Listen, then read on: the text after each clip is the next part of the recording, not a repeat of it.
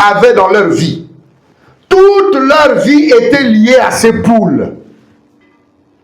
Et sans tarder, tel un fou, il courut jusqu'au portail et arrêta sa voiture et sauta de là et dit à son ami, prends toutes les poules et mets-les dans ton abri contre la tempête et viens vite chez moi, car un typhon, ou plutôt une tempête, approche et elle va tout détruire. Vous comprenez? Qui vient l'avertir? Un chrétien. Donc le chrétien a vu quoi? Le danger de la tempête qui s'approche. Il vient dire à son ami, tu as une ferme ici, prends tous tes poulets, viens les garder à un endroit de l'abri, protège aussi tes enfants, venez tous chez moi, parce qu'il y a un vent qui arrive et qui va tout détruire. Et l'homme s'est mis debout, et l'ayant regardé en face, s'est ri de lui, en disant, quelle blague! J'ai déjà entendu les gens prédire de telles choses semblables. Et ce n'est jamais arrivé. Vous comprenez? Et le voisin était si agité qu'il dit, et si cela arrivait effectivement? 51. Nous entendons tout le temps des remarques du genre, j'ai appris que ceci va arriver, et que cela va arriver, mais cela arrivera un de ces jours. Et il nous est avantagé de coûter chaque avertissement. Mais cet homme dit, je n'ai pas le temps pour de telles absurdités. J'élève des poules et je n'ai pas le temps pour ça. Vous me saisissez? Il répond à cet homme-là, je n'ai pas le temps pour ça. Moi, j'élève des poules. Ok? L'homme lui dit, mais je vois le danger venir. Je vois la tempête qui s'approche. Et ça viendra tout ravager. Il y a l'approche d'une tempête. Tu risqueras de mourir. Tu risqueras de ne pas partir. Viens chez moi. Il était qui? Un chrétien. Le monsieur a dit, je n'ai pas le temps pour ça. Moi, j'élève mes poules. Et j'ai mes enfants. Quand je parle dans ma maison, tout le monde écoute. Personne n'ira. On ne viendra pas t'écouter. Vous me saisissez? Mon frère, voilà le tract. On t'invite dimanche à l'église. Mais puisque 1h30, viens écouter la parole là, je n'ai pas le temps. Vos églises là. Moi, j'ai mon bar. J'ai trop de choses à faire dans mon bar. Viens à l'église. Non. Je n'ai pas les choses de vos choses de l'église de faux pasteurs là. Moi,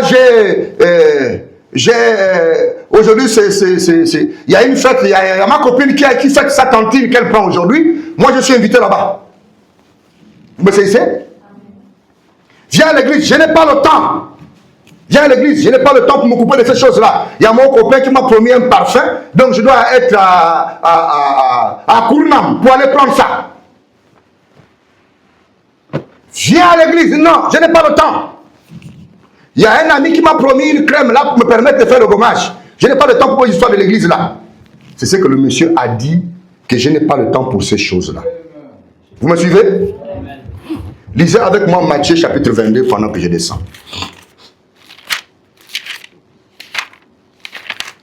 Matthieu chapitre 22, le verset 2 à 3 jusqu'au verset 14. Allons à l'église? Non, je n'ai pas le temps. Parce que j'ai promis à mon épouse qu'on doit avoir les triplés, donc il faut que je fasse le triplet comme il fait chaud. Allons à l'église? Non. Mon mari aime manger quand moi je suis en face de quand je suis en face d'elle. Donc je ne viens pas. Vous me suivez? Premier verset. Jésus prenant la parole, leur parla de nouveau en parabole et dit, et il dit, le royaume des cieux est semblable à un roi qui fit des noces pour son fils. Il envoya ses serviteurs appeler ceux qui étaient invités aux noces, mais ils ne voulurent pas venir. Il envoya encore d'autres serviteurs en disant, dites aux conviés, voici, j'ai préparé mon festin, mes bœufs et mes bêtes grasses sont tués, tout est prêt. Venez aux noces. Verset 5. Mais sans s'inquiéter de l'invitation, ils s'en allèrent. Celui-là à son champ, celui-là à son trafic. Et les autres se saisirent des serviteurs, les outragèrent et les tuèrent. Verset 7. Le roi fut irrité. Il envoya ses troupes, fit périr ses meurtriers et brûla leur ville. Vous me suivez? Verset 9. Verset 8. Alors il dit à ses serviteurs, les noces sont prêtes, mais les conviés n'étaient pas dignes. Allez donc dans le carrefour, appelez aux noces tout ce que vous trouverez. Ces serviteurs allaient dans les chemins, rassemblèrent tout ce qu'ils trouvaient, méchants et bons, et la salle des noces fut pleine de convives. Vous me suivez? Vous comprenez, vous lirez également la suite de ça. Le roi entra pour voir ce qui était à table, et il aperçut là un homme qui n'avait pas revêtu un habit de noces. On lira la suite. On les a invités. Venez écouter. Ils jouent à la tête dure par leurs occupations. Jésus a dit quoi? Allez-y prendre dans les carrefours. Tous ceux qui sont mauvais, tous ceux qui sont bizarres. Oh, je suis prostitué, viens. Oh, moi, la manière que je bois là, est-ce que Dieu me connaît? Viens. Moi, avec mes façons d'être, venez tel que vous êtes. Entrez à la fête des noces. Amen. Et ceux qui sont entrés, après qu'ils sont entrés, la porte fut fermée. Après, le roi est descendu. Jésus vient bientôt, mes amis. Jésus est sous la terre bientôt. Il ne touchera pas la terre, mais il est déjà là, spirituellement. Bientôt, les portes vont s'ouvrir. Il y a des yeux qui verront, mais ça sera déjà trop tard. Vous me suivez? Luc 14.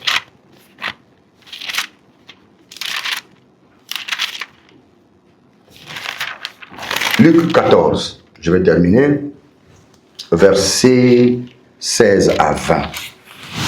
C'est la même parabole, mais là c'est mieux approfondi encore. Vous me suivez? Luc 14, verset 16. Et Jésus lui répondit, un homme donna un grand repas, et il invita beaucoup de gens. À l'heure du repas, il envoya son serviteur dire aux conviés, le repas là c'est la parole de Dieu, hein? Il envoya son serviteur, les évangélistes partout, dire aux conviés, à tous ceux qu'on invite, viens à l'église. Venez, car tout est prêt. Vous comprenez? La délivrance est prête. Venez. La guérison est prête. Venez. L'onction est prête. Venez. Le ciel est prêt. Venez. Ok? À l'heure du repas, il envoya son serviteur dire aux conviés, venez, car tout est prêt. Mais tous unanimement se mirent à s'excuser. Le premier dit, j'ai acheté un champ et je suis obligé d'aller le voir. Excuse-moi, je te prie. Ça c'est qui? La raison de celui qu'on dit, viens à l'église. J'ai acheté un champ. Je dois aller faire quoi? Le voir. Frère aimé, tu suis? Verset 19. Un autre dit, j'ai acheté 5 paires de bœufs et je vais les essayer. Excuse-moi, je te prie. Verset 20. Un autre dit, je viens de me marier et c'est pourquoi je ne puis y aller. Le serviteur de retour rapporta ces choses à son maître. Alors le maître de la maison, irrité, dit à son serviteur, va promptement dans les places et dans les rues de la ville et amène ici les pauvres, les estropiés, les aveugles et les boiteux. Le serviteur dit, maître, ce que tu as ordonné a été fait et il y a encore de la place. Vous comprenez? Et le maître dit au serviteur, va dans les chemins et le long des haies et ce que tu trouveras, contre-les. Vous comprenez? d'entrer afin que ma maison soit remplie. Car je vous le dis, aucun de ces hommes qui avaient été invités ne goûtera à mon repas. C'est Jésus qui a parlé. Contre les parents, contre ton frère, contre ta soeur, contre ta mère, contre tes amis, contre tes voisins, de venir écouter la parole de Dieu. Qui le dit? C'est le maître. Mais ceux-là qui vont refuser là, ils ne vont plus participer à son repas. Ils vont perdre la vie éternelle. Et beaucoup seront perdus. Vous me suivez? C'est à vous les évangélistes. C'est à vous de parler à quelqu'un. C'est à vous de les faire venir à la présence de Dieu. Vous me suivez? Alors, le voisin chrétien qui avait vu le danger, qui a une pluie qui arrive, qui a une tempête qui arrive, est venu dire au voisin, viens mon ami, protège tes poulets, protège tes biens, et viens chez moi. Vous me suivez? Viens à l'église, viens écouter, viens, parce qu'il y a quelque chose de grave qui arrive. Il a dit, je ne viendrai pas. Moi, je n'ai pas le temps pour ces choses des églises-là. Vous me suivez? Il dit, le monsieur lui dit comme ça. Et il a crié à haute voix. Le voisin dit, pour l'amour de Dieu, il dit, laisse ces poules, John, et viens vite, toi et ta famille. Si toi, tu ne veux pas croire cela, laisse ta famille venir. Vous comprenez un peu? Le monsieur dit ceci. Et il dit, je ne permettrai pas que ma famille s'emballe à cause de quelques avertissements radiophoniques. Mes enfants et moi avons décidé de vivre comme ça. Et ma femme m'écoutera, car je suis le chef de famille.